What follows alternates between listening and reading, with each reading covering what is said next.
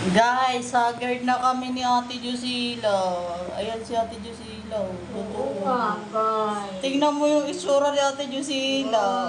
Walang tulog. No? Walang tulog si Ate Jusila, guys.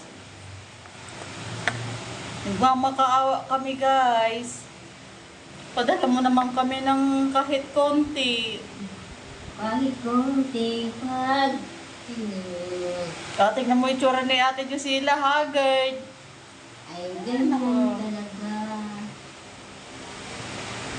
Diyos ko, Lord. Sino ba ang mabait? Sino mabait na tao dyan?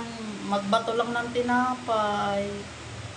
Tsaka may palaman, tapos juice. Huwag lang kaming tawagin. Ay, bakit yun? Guys, kung mayroon naman kayong alam na trabaho, bigyan mo naman po kami. Makakatupad kami. Alam ko na. Ano? Mandukot na lang tayo. O, sabi ni Ate Jusila, mangdukot daw kami.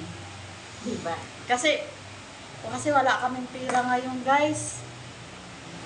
Taghirap kami ngayon. Kasi Ay, hindi naman pwede kami pumasok ng trabaho kasi anong oras kasi ang uwi, hindi kami makakatupad. Mas mahalaga sa amin yung tupad, isa trabaho.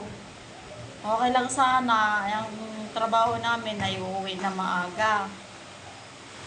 Kung mayroon naman kayo dyan guys na na alam yung trabaho namin, kahit janitress lang, basta yung uuwi lang namin sa makakatupad lang po kami.